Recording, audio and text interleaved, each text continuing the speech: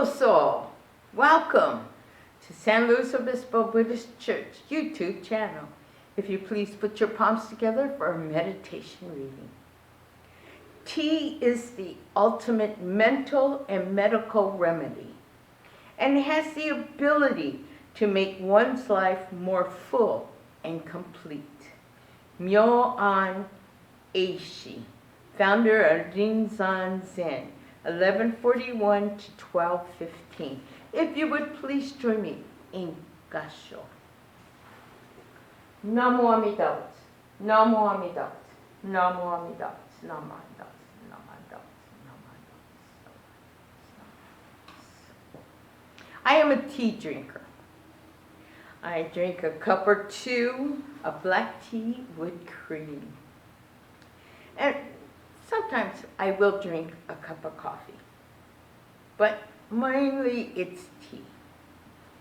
It still has caffeine, and it wakes me up, and it relaxes me. But I started wondering about tea ceremony and the connection to Buddhism.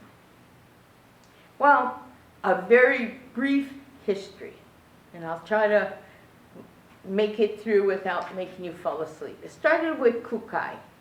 Kukai was a Japanese monk who studied in China, and he introduced Shingon, which is another sect of Buddhism, to Japan in 806. He brought a brick of tea to the Japanese courts, and it became very popular among the aristocracy and in Buddhist ceremonies. Then during the 12th century, Eisai studied also in China, and he brought Zen to Japan, Rinzan Zen, which believed that enlightenment can be attained in the course of performing everyday tasks.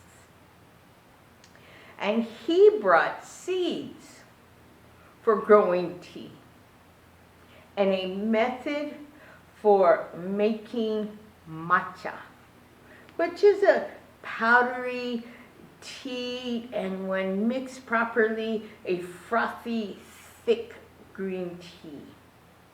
And his practice transformed into the Japanese ritual known as chado, or tea ceremony. During 1333 through 1573, the harvests were grown, very popular among merchants and samurais, or the warrior class. And they would have these lavish parties with tea and also with sake.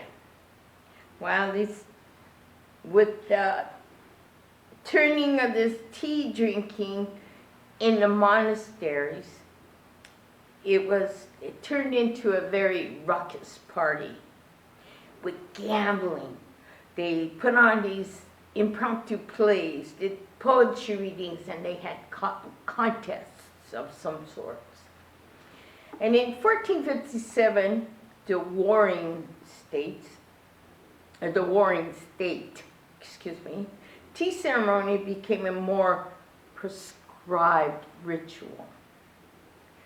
Tea, which was based on harmony and respect, helped forge consensus among the rivals.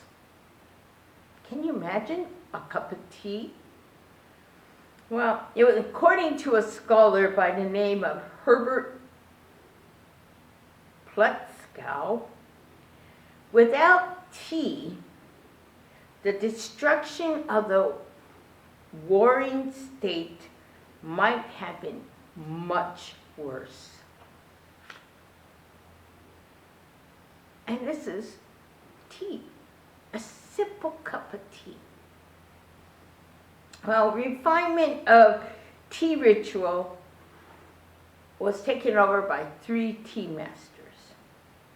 One, Murata Shuko, a Zen monk who rejected lavish banquets, and he felt of a simpler gesture or aesthetic, simple aesthetic. Smaller rooms, like 80 square feet, and it was referred to as thatch hut tea.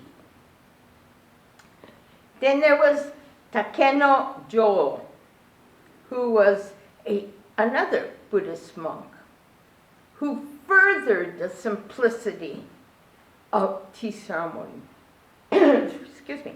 First one to use the term wabi, which referred or is defined as pure and rustic beauty. Then came Sen no Rikyu, most profound influence on tea ceremony or chado. He took her from procedure, equipment, architecture to landscaping. He eliminated social and class distinction. He asked the samurai to leave their swords at the door. So he believed all were equal in the tea house. And he's the one that combined wabi, which means pure and rustic beauty, with sabi, appreciation for the old and faded.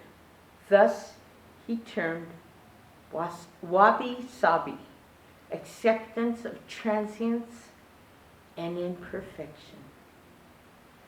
Our perfection in Jodo Shinshu is Nembutsu, Namu Amida Butsu.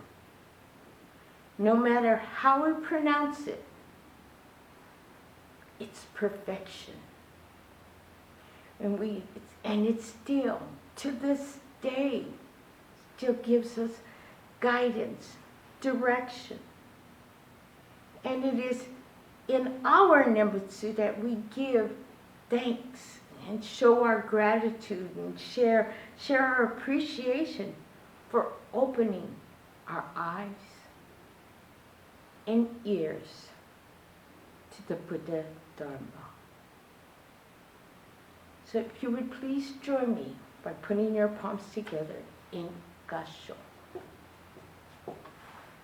Namo Amida Butsu. Namo Amida Butsu.